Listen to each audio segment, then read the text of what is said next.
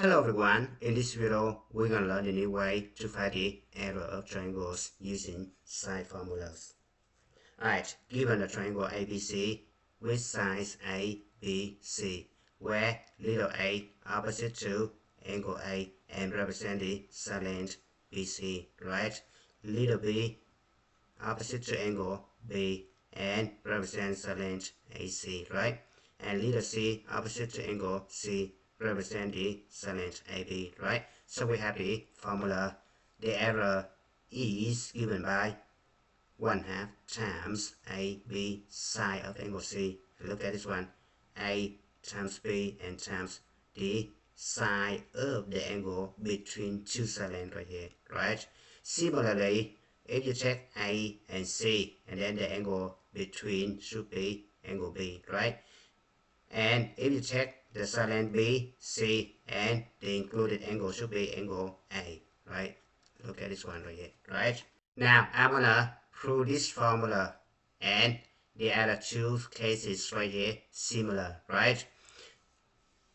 Now from the vertex C, I'm gonna draw the altitude CH, right? And I'm gonna let little h right here represent the side length CH, right? Now I'm gonna apply Gibbs ratio in the right triangle ACH, right? So I have sine of angle A is going to be opposite over hypotenuse, right? Angle A is right here, opposite, which is CH, over hypotenuse, which is CA. So then CH equals CA times sine of angle A, right? But CA equals B, right? So it could be B times sine of angle A, right?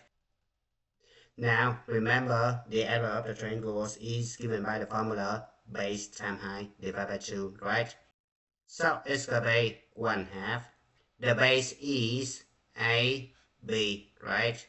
And the height is CH. So we're going to plug in values, right? Little c right here represent AB, right? So it could be C times CH, actually this guy right here, right? B sine A, right? So finally you have area of the triangle is 1/2 BC sine A, done, right?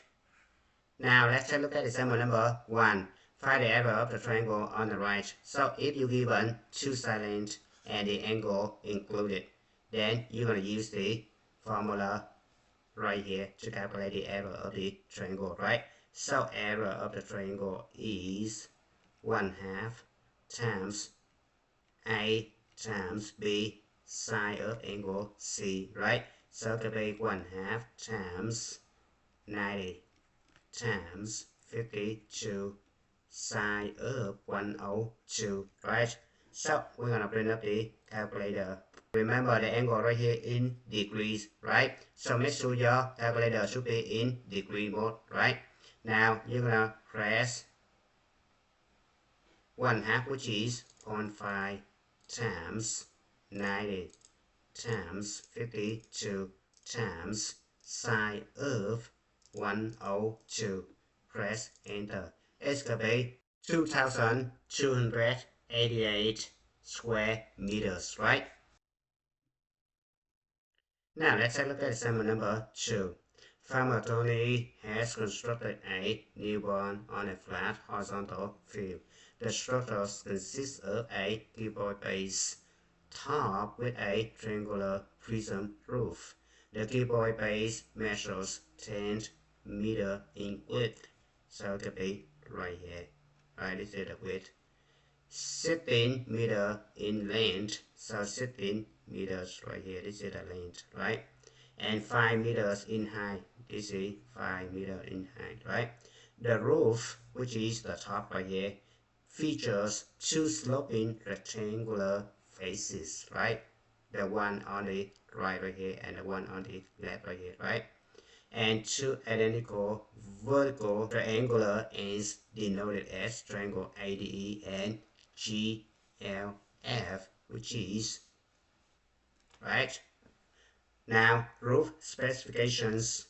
the face DEFL slopes at an angle 15 degrees. Now the face DEFL, which is this guy right here, slope 15 degrees right here, right? To the horizontal baseline 80, horizontal baseline 80 right here, right? And the side length ED 7 meter, right?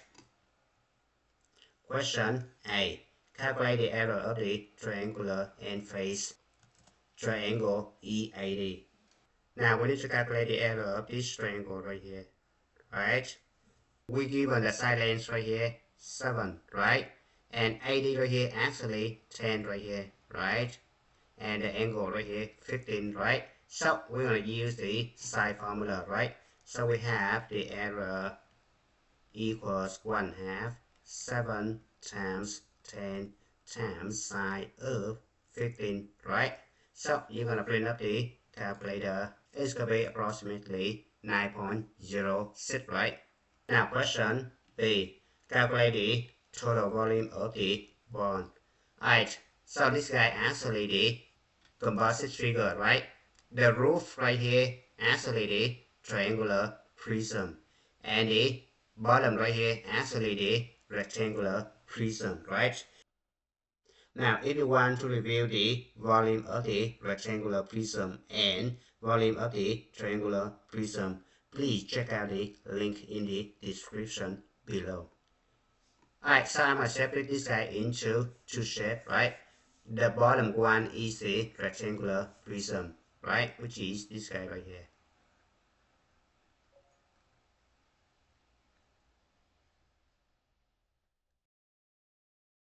So you have the volume of the rectangular prism is length times width times height, which is 16 times 10 times 5. And it's gonna be 800, right? Now, the second one is the volume of the triangular prism, which is the roof, right?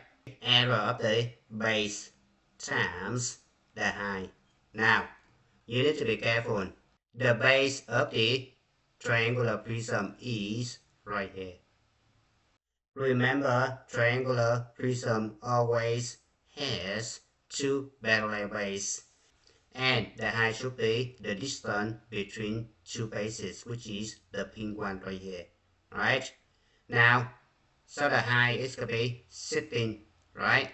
Now, the base is triangle right here, and we already calculate the area of this triangle, which is right here, 9.06, right? So it could be 9.06 times the height, which is 16, right? 144.96, right? So it could be 800 plus 144.96, right? So it's going to be 944.96. This one is the final answer, right? Now for part 1C and 1F, roof support structures right here. The roof framework is reinforced using metal chassis supports. Each support frame is constructed using 5 distinct metal segments. AE, which is right here, right? ED, which is right here. AD, which is right here.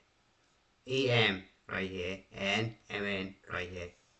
The structural design incorporates the following properties. ED equals 7, AD equals 10, ADE equals 15. Point M is the exact midpoint of the base segment AD. So you have this guy and this guy should be the same. Point N lies on the segment ED, such that the line segment MN is perpendicular to ED, right? You have the 90 degree right here. Calculate the exact length of the middle segment MN. So this guy equals how much, right? Now observe that M is the midpoint of AD, then MD right here must be half of AD, and it's going to be 10 divided by 2, it's going to be 5, right? Now we're going to apply the trig ratio in the right triangle MND, and D, right? So we have sine of angle D equals opposite over hypotenuse, opposite which is MN, right? Over hypotenuse which is MD, right? Then MN equals MD times sine of angle D, right? So MD right here, 5 times sine of 15, right? It's going to be 1.294, right? Now question D. Calculate the length of the middle segment AE. Now since triangle AED is not a right triangle, you cannot apply the trig ratio in this triangle. So you need to be careful. You must apply the law of cosine. If you want to review the law of sine and law of cosine, please check out the link in the description below. Alright, so I need to calculate this guy, right? So I have, now we're going to substitute value 80 square, which is 10 square, right? Plus 80 square, which is 7 square, minus 2 times 10 times 7 cosine of 15, right? So we're going to print up the calculator. The answer is 13.77. Now you need to take square root both sides. So you're going to hit second and the square root right here. Go up, pick this one, hit enter one more time. This could be 3.7, right? Now question A. Farmer Tony claims that point N is the exact midpoint of the sloping segment ED. Show that Farmer Tony's belief is mathematically incorrect. Alright, so Tony say this one is the midpoint of this one. That's not the case. We need to prove this one wrong, right? Now, observe that if N is the midpoint of ED and M is the midpoint of AD, right? So by triangle mixed segment theorem you learn in geometry, MN right here must be parallel to AE, right? But this angle right here equals 90 degree, then this angle right here must be 90 degree by corresponding angle theorem, right? So we need to prove that this angle not equal to 90, right? Now we're going to use law of sine in the triangle AED, right? So we have AD over sine of angle E, right? Equals AE over sine of angle D. So then sine of angle E equals AD times sine of angle D divided by AE, right? And we substitute value AD, which is 10 right here, times sine of angle D, which is 15 right here, divided by AE, which is 3.7 right here, right? So we're gonna print up the calculator. It's gonna be 0.6995. Now we need to find the measure of angle E, right? We're gonna take sine inverse both sides, right? It's gonna be 44.38, right? This one is not 90 degrees, right? So then the angle AED is not a right angle, right? Therefore, N is not a midpoint of ED. It shows that Farmer Tony is incorrect. Now question F. Calculate the total length of metal required to construct a single support frame.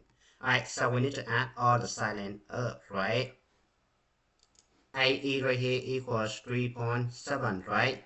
AD right here equals 10, right? ED equals 7, right? MN equals 1.294 right here, right? And we need to calculate EM and we done, right? So we need to use the law of cosine in the triangle EMD, which is right here. Right?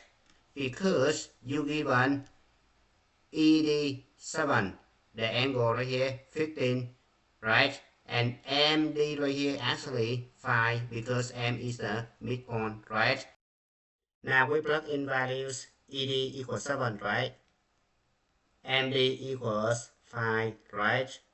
Minus 2 times 7 times 5 times cosine of 15 degrees, right? It's going to be 6.38, right? Then to find EM, you need to take square root of this number, right? So you're going to press second square root sign right here. Go up, pick this one, go down, hit enter. It's going to be 2.53, right? Now, the total length, you just add all the sides up, right? It's going to be approximately 24.52, right? And it's your time to start. Thank you for watching. I hope you enjoyed the video. Remember that if you failing to prepare, you're preparing to fail.